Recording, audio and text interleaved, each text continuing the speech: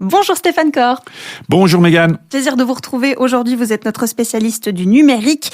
J'ai vu passer une info là sur Internet il y a quelques jours. Il paraît que dans le futur, on va pouvoir conduire notre voiture avec nos yeux. C'est vrai ? Alors, il y a eu une démonstration récemment où on pouvait, depuis un smartphone, en regardant son écran, faire bouger une voiture. Ouais, j'ai vu les images. Voilà. Mais attention, c'est très limité. Hein. Ah. Et puis, après, il faut voir l'intérêt. C'est-à-dire, où est l'intérêt de faire bouger une voiture dans laquelle on n'est pas en regardant son smartphone ? Oui, alors c'est vrai que dit comme ça, ça n'a pas trop d'intérêt.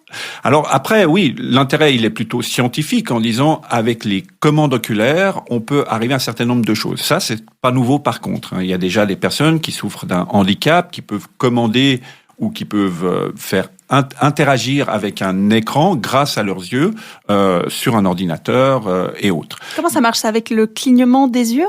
Le suivi oculaire, c'est-à-dire on regarde, il y a des caméras qui vont regarder comment les yeux fonctionnent, dans quelle direction ils vont, si on intensifie son regard, ça va avoir une action sur la pupille. Donc tous ces éléments-là vont être pris en compte pour pouvoir transformer ça dans des formes de commandes. Il y a un apprentissage de la personne qui utilise, tout comme il y a un apprentissage du logiciel aussi.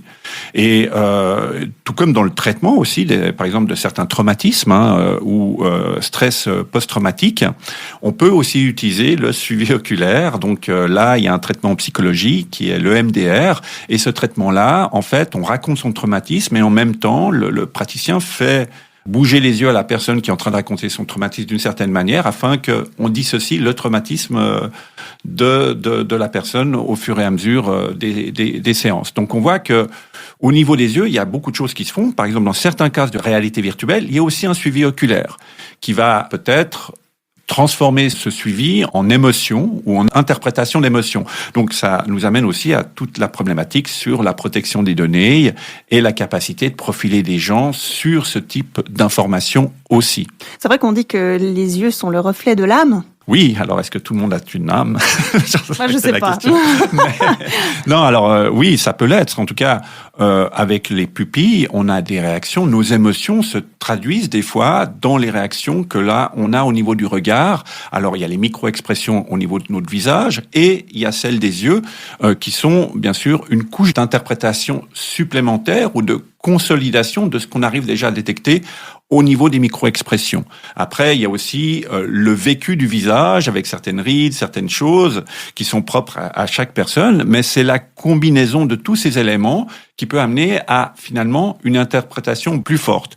Alors, dans quelle mesure ces outils, par exemple, ou cette démonstration peut représenter une valeur ajoutée à mettre en abîme avec le risque sur la protection de la sphère privée et le profilage que ça implique, là, faudra l'évaluer. Mais pour l'instant, en tout cas, pour ma part, par rapport au fait de faire bouger une voiture, en tout cas, je vois pas trop l'intérêt, mais peut-être que d'autres personnes, voilà. Ils verront un intérêt. Ils verront un intérêt, certain. Mais si on reparle juste de nos yeux, pour terminer, est-ce que nos yeux pourraient être le futur de l'innovation ? Alors, c'est compliqué de définir. Moi, j'ai pas de boule de cristal, mais c'est un des aspects qui est pris en compte aujourd'hui dans la manière dont les technologies peuvent capter des indices sur notre ressenti, nos comportements, nos réactions au niveau émotionnel, la manière dont notre cerveau traite l'information. Donc, ça veut dire que, comme pour l'intelligence artificielle, on doit mettre des garde-fous autour de l'utilisation de ces technologies pour qu'il y ait une transparence sur ce qu'on veut faire de ces informations-là ou de ces connaissances qui ont été acquises. Vous avez de beaux yeux, Stéphane Cor. À la semaine prochaine. Merci, Mégane.